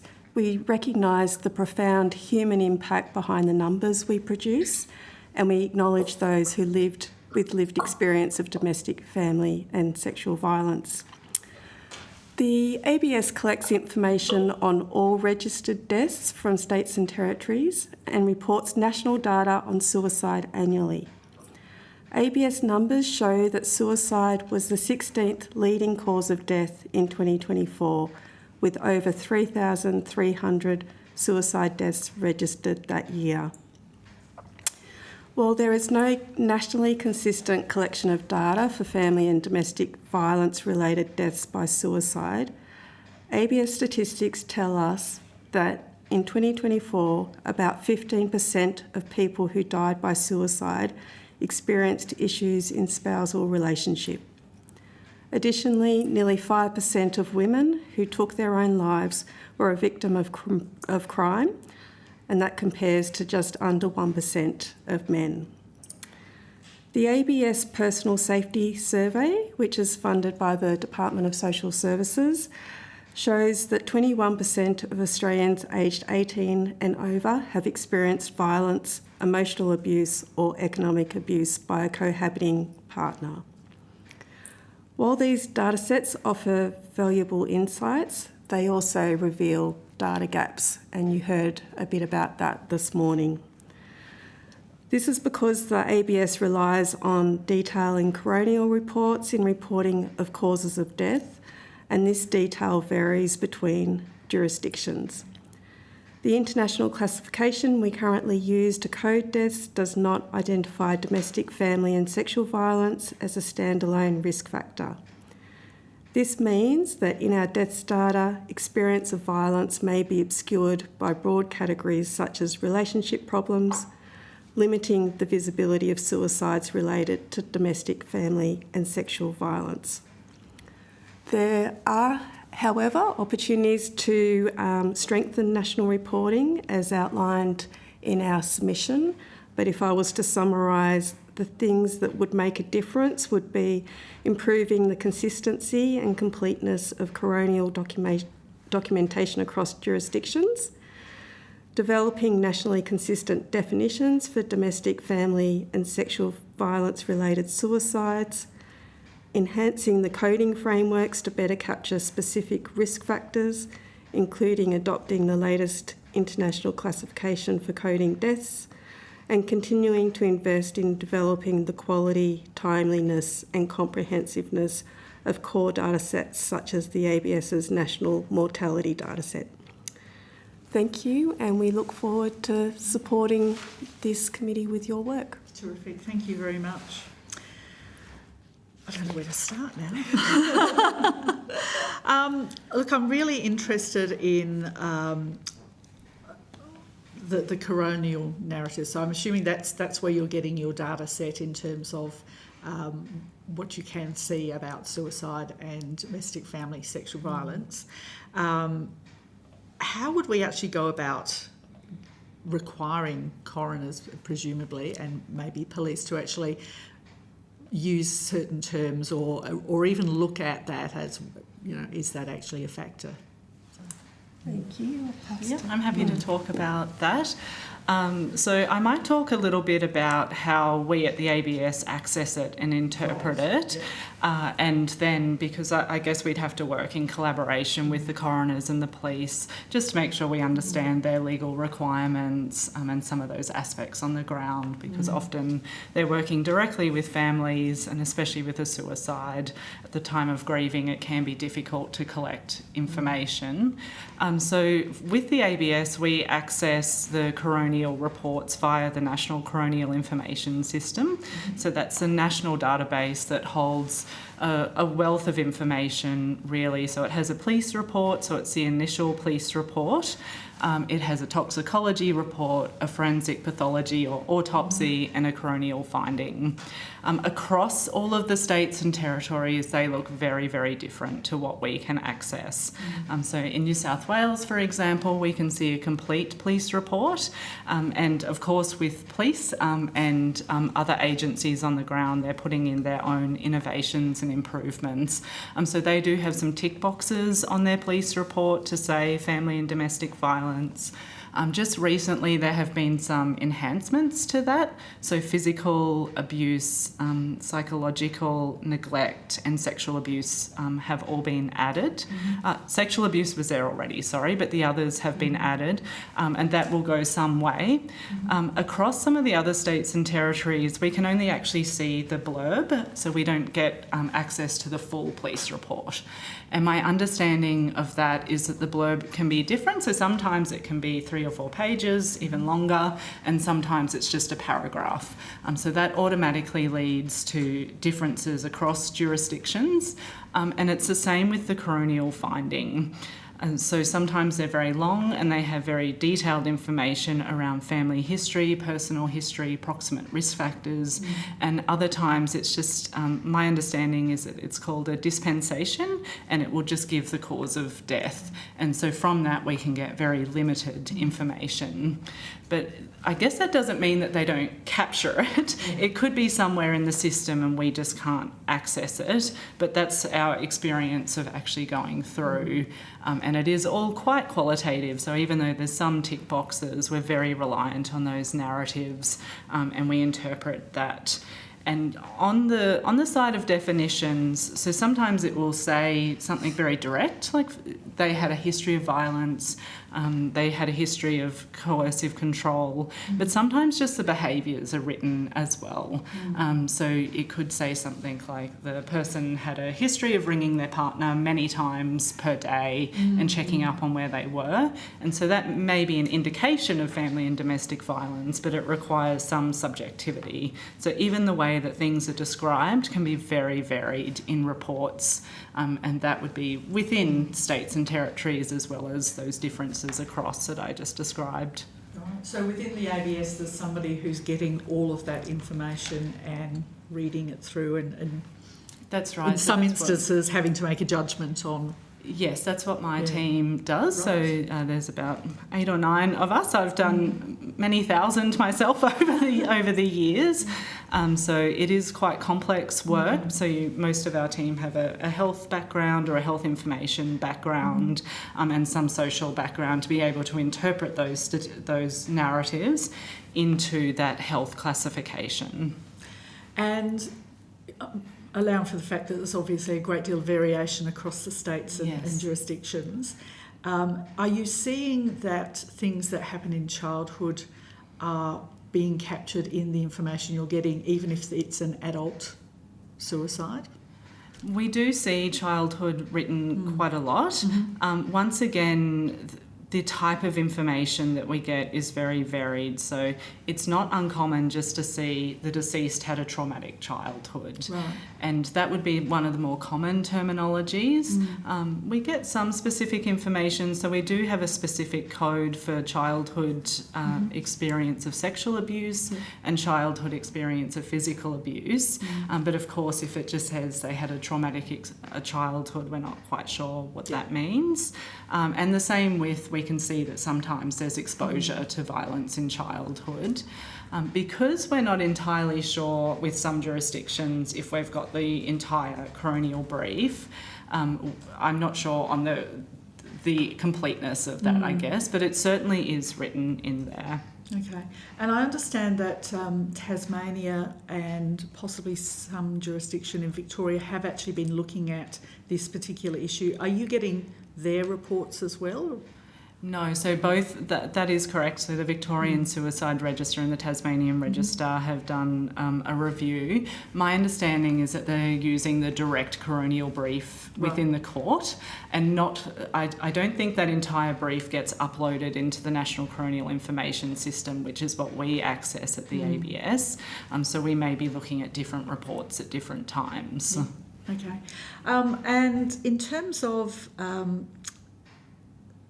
what you're seeing across Australia, can you identify that there are cultural barriers or, small communities where things are, families don't want, suicide to be listed, or family domestic violence, or a sexual assault? Or is that reflecting in the sort of information you're getting, that some of those cultural community issues are coming up?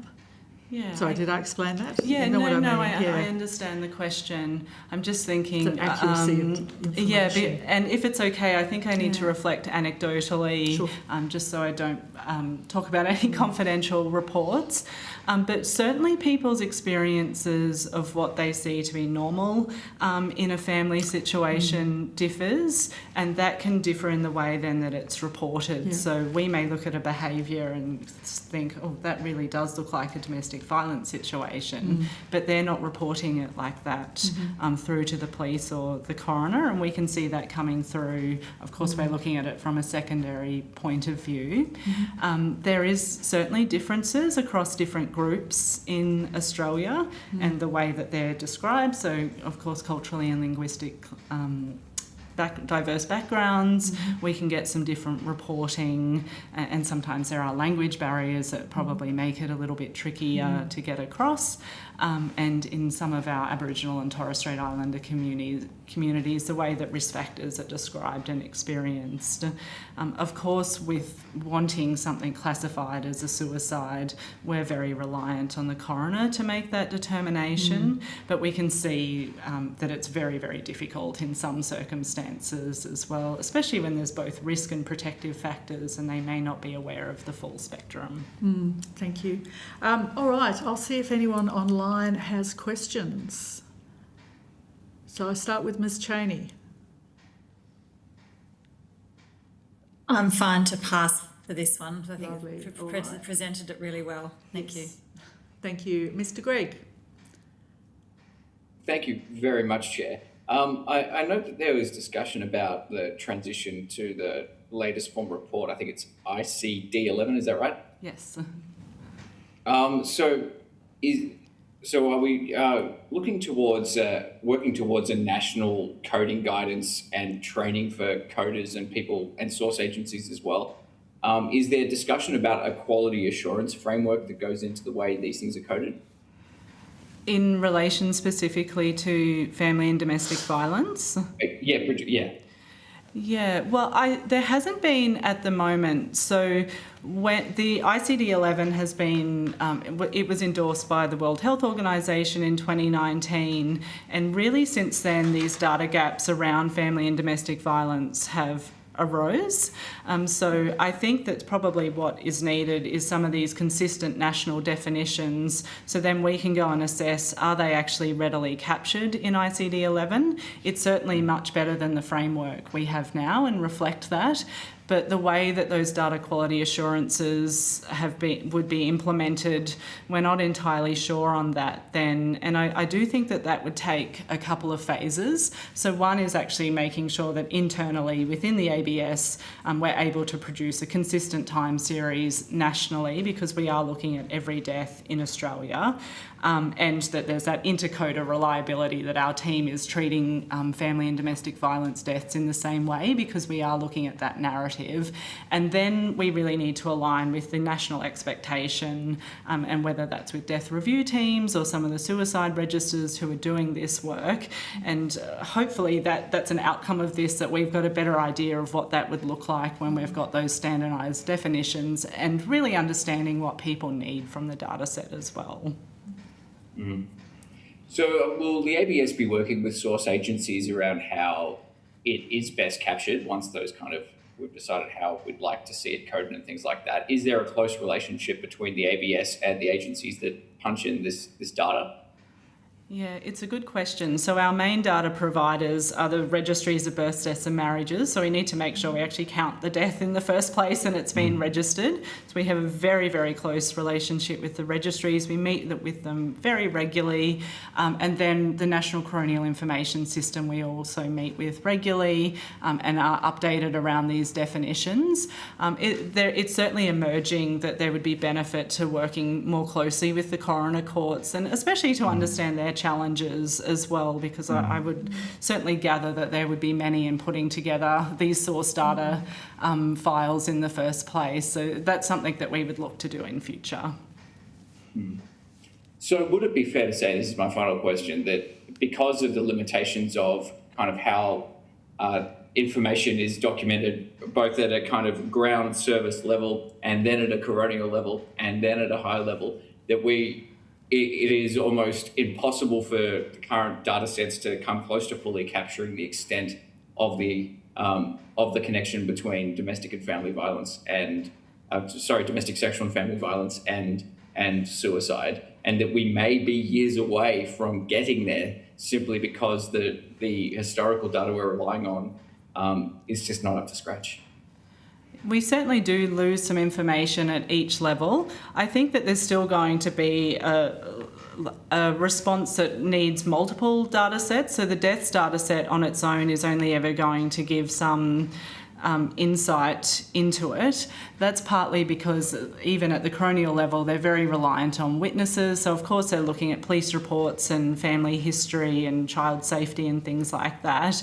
But if family violence has never been reported at all, then that's not going to happen. I know that there's a lot of work happening in the data linkage space as well. Thank you very much. Thank you, Mr. Gregg. Ms. Whitty. A lot of what I was going to ask was just answered then. I guess the only other thing I would extend it to is there's obviously, you've mentioned about the consistent and defining what we're looking at, but is there other areas that you've had a similar gap in, and what sort of things you've done to improve that gap outside of that, defining it and making it consistent? Yeah, so we do have a couple of examples. So we first set up this risk factor coding framework in 2017. And when we set that up, there were two probably really key areas of interest where data wasn't being captured very well. So one of that was in bullying. So at the time, there was very limited information on that in relation to suicide. So we were able to engage with different agencies and try and understand what was needed, whether it was in person person, or there was that increase in online bullying that was of high interest for youth suicide. So we were able to implement a framework to capture that more strongly.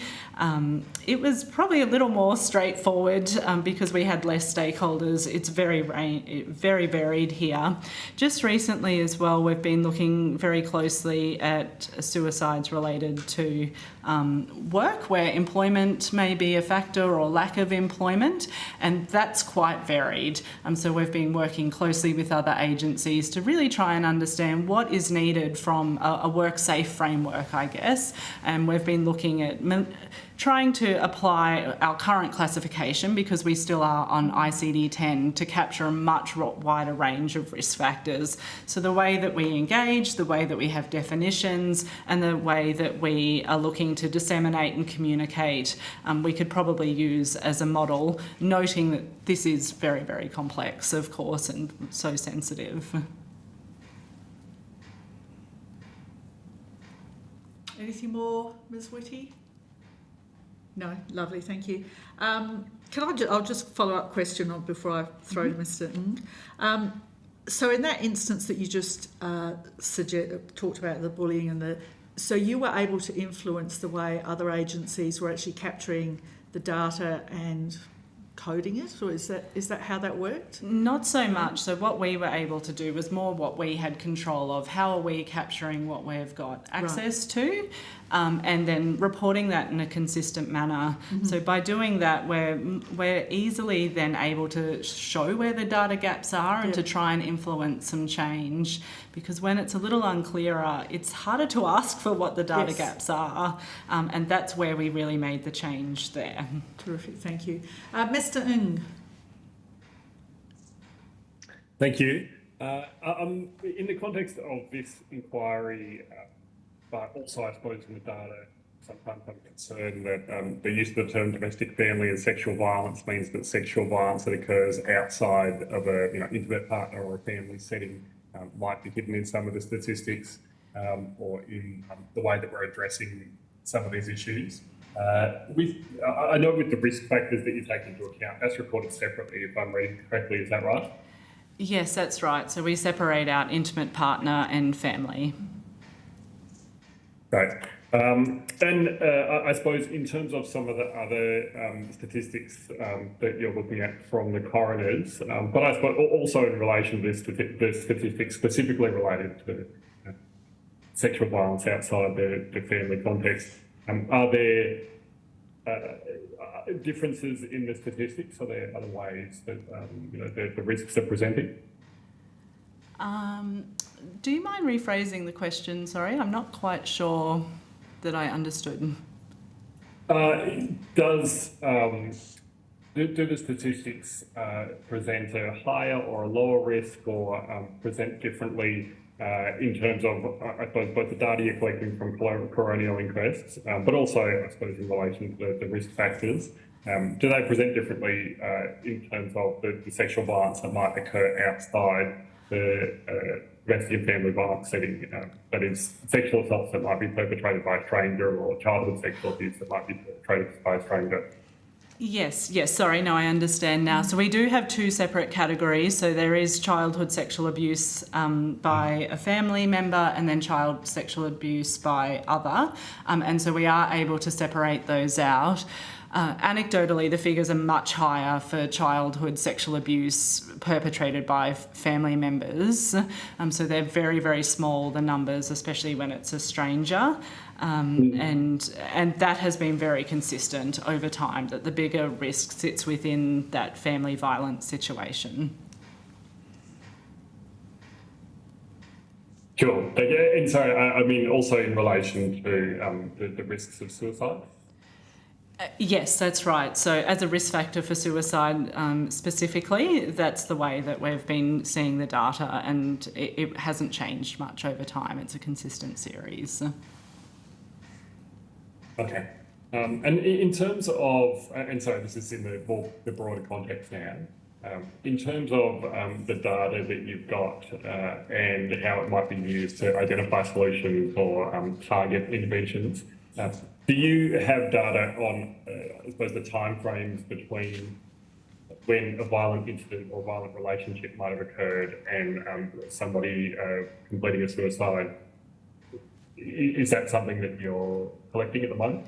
At the moment, it's very broad. So we've got a section for childhood abuse and then just an other category. One of the benefits of moving to ICD-11 is it will have proximate timeframes, and they're very fine level timeframes. So it's very early childhood, middle childhood, those early teenage years, and it goes right till the end of the lifespan. So if we have that information, when we move to ICD-11, we'll be able to code that. Sure, and I suppose in relation to domestic or family violence relationships or incidents, I mean, would you be able to collect that data down to, say, immediately after leaving a relationship, or 1 year after leaving a relationship, 3 years after leaving a relationship? And that's just for example. Yeah, so I think it depends if we get the information, and then we'd have to have a look at the coding framework. So we don't always get such precise information around when a relationship has ended. If it's very proximal, we can often see that, but we would have to test that. I'm not entirely sure on the capability of the classification, but that's something that we can take a look into. Thank you. Is that something that you ever do in relation to other programs where you're trying to, I suppose, identify a risk in relation to the time period? Yeah, time comes up a lot. So the current classification is not very good at capturing time. Probably the best example I would have where there's certainly quite a lot of interest is with drug-induced deaths. And so if somebody has had been in custody, looking at that proximity between custody and drug-induced deaths. To date, once again, that's not something we've been able to capture very well. There's a terminology in the ICD that says recent, and recent once it is not defined. So there's a lot of subjectivity to that. So that's another area where I think there would be interest and probably would still be examined. As I said, it's really very different ICD-11. So we have a lot of testing to do with how it would look and the actual capabilities and how the software helps us with it. Sure. Well, thanks very much. That's all from me. Thank you. Thank you very much. We do have a little bit more time. So in relation to the personal safety survey, can you talk to me a little bit about where that would perhaps identify mental health deterioration, suicide risk, anything sort of preventative, on a broader level? Does it identify, or are you able to identify from that the trauma background and also mental health deterioration, that sort of thing? And in terms of how you implement that, like how many people actually get to do this? How do you identify them, that sort of thing? I'm happy to answer that one. So the most recent personal safety survey that we did was in 2021. So that was in the COVID kind of period, peak of COVID, which did make it a little bit challenging to collect. So in terms of how many people answered the survey during COVID, it was about 12,000 because we did reduce the number because of the challenges associated with the pandemic. So for the next iteration of the survey, the sample size will be more like 20,000 to allow us to break down into a little bit more detail some of the experiences that our respondents have, including a little bit more detail between men and women than was available from the previous cycle. So what that survey does is it collects information on types of violence experienced. So for example, physical and sexual violence, emotional abuse, economic abuse by a cohabiting partner, and then other types of kind of sexual harassment and stalking as well. It also collects information on childhood abuse and witnessing parental violence as well. In terms of your question about sort of mental health, so that comes down to the other information that we collect as well. We collect information on the general health and well-being of the respondents. So things like their self-assessed health status we collect, for example, disability status, and then things like social connectedness. We don't really drill down into mental health, for example. We also collect information on kind of demographic and socio-economic characteristics, so things like, and also the culturally and linguistically diverse as well, so things like main language spoken, for example, and country of birth, and then also sexual orientation we collected in the last one. So that's the kind of information that survey gives you. So is this happening every 5 years, is that right? About every 5 years, yes. And how do you select these 20,000 people? So we select them, we have a population register, and that allows us to select kind of what we would call a representative sample. So what we're trying to get at with the personal safety survey is the prevalence, so how many people are experiencing domestic, family and sexual violence, for example. So we want to pick up people who've both experienced it and not experienced it, and so we have mechanisms then to also what we call weight our numbers up to the rest of the population using benchmarks, so that they do give you a picture of the whole of Australia. And when you're asking about domestic family violence in particular, do you also cover coercive control, or is that not? I don't think we ask questions specifically. We do pick up, I think, what we would call coercive control, but we're just a little bit careful in the way we frame the questions, particularly as concepts have evolved over time. So our next survey we might change some of the questions, for example. Right. So if you had caught it in the past, it was because the respondent understood coercive control to be part of domestic violence and therefore said yes or no. And we were asking, it's more that we're asking, I think, questions about the characteristics of the violence that was experienced. Right. Yes. Good. Okay. That's probably it for me. Anyone else online? I might ask another question. Oh, okay. If that's all right. Just with consideration of some of the other terms of reference, in terms of perpetrators of family violence or sexual violence, is there data that's collected on suicides that might relate to that as well? Perpetration. Suicides of people who have perpetrated violence? Yes. Yes. So that's included in the data set. We've had an initial look because we do have an ICD-10 code that we use to separate out victim and perpetrator. At the moment, people who have used violence have we have a higher recording of them in the suicide data set.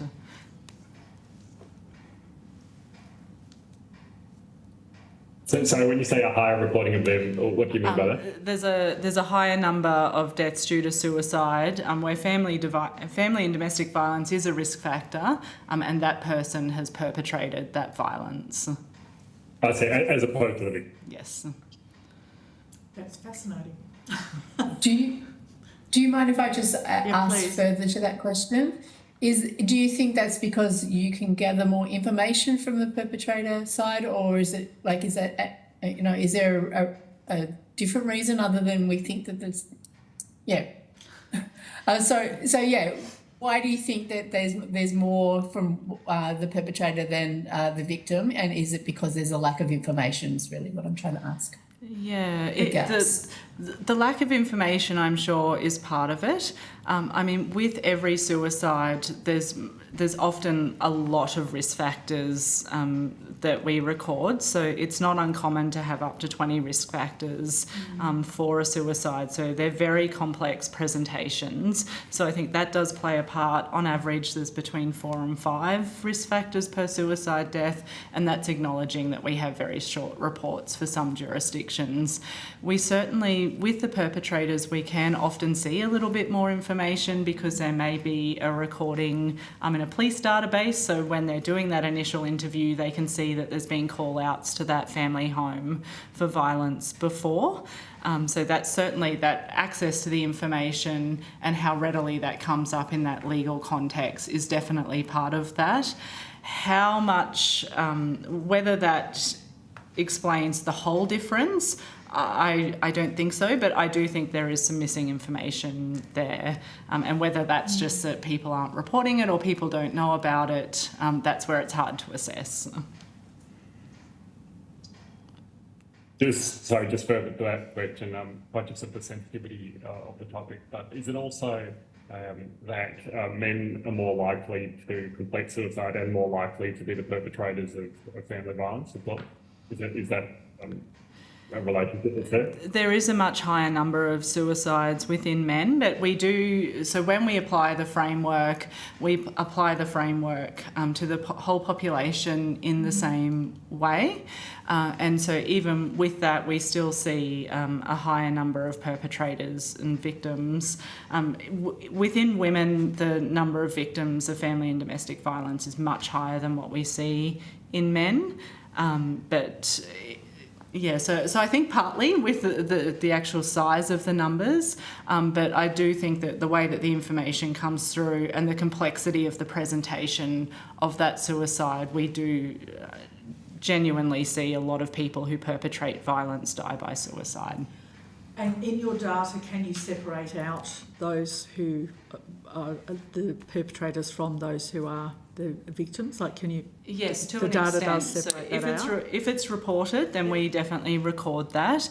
It isn't uncommon for us to have a term that might just say the person had a volatile relationship. So with that, I mean, it can even be hard to know if that's domestic violence, but we don't know who is a perpetrator and who is a victim. And we do have some cases where somebody has both been a victim and perpetrated violence as well. Sure. And in terms of all of the different risk factors, are you able to then do some sort of matrix analysis and work out which are the ones that are most likely to get somebody to that suicide? So they might have, 5 risk factors, but there's one that is like, that's the one most associated with completion. At the moment, we don't give any weighting to the different risk factors, and it is something that I noticed quite a lot in other submissions as a data gap. With ICD-11, there's a little bit more ability to cluster terms together, so trying to understand what factors appear together and what has caused what may open up in the future. At the moment, they're recorded as these standalone factors, and we can't really separate out how important each one was to that person's decision to end their life. Right. Okay, it sounds like a PhD subject, I think, It's which would very really inform a suicide prevention strategy. Yeah. So, All right. Are we done? Everyone online? Lovely. Thank you so much. That's been absolutely fascinating. So thank you for your attendance here today. You'll be sent a copy of the transcript of your evidence, and we'll have an opportunity to request corrections to transcription errors. Please send any responses. I can't remember if you said you'll give us more information, but if you had, please send it to the Secretariat, or if you think of something you'd like to send us. Thank you to Hansard. And just in case we do have anyone online, if anything you've heard today has concerned you or has been distressing, please reach out 1800-RESPECT, Lifeline, 13-Yard, Kids Helpline and the other support lines that are available. We also have Employee Assistance Program for Committee Secretariat, for the committee itself and for Hansard if anyone is in need. And thank you very much, and I declare the public hearing closed. Thank you. Thank you. Thank you. Thank you. Thank you.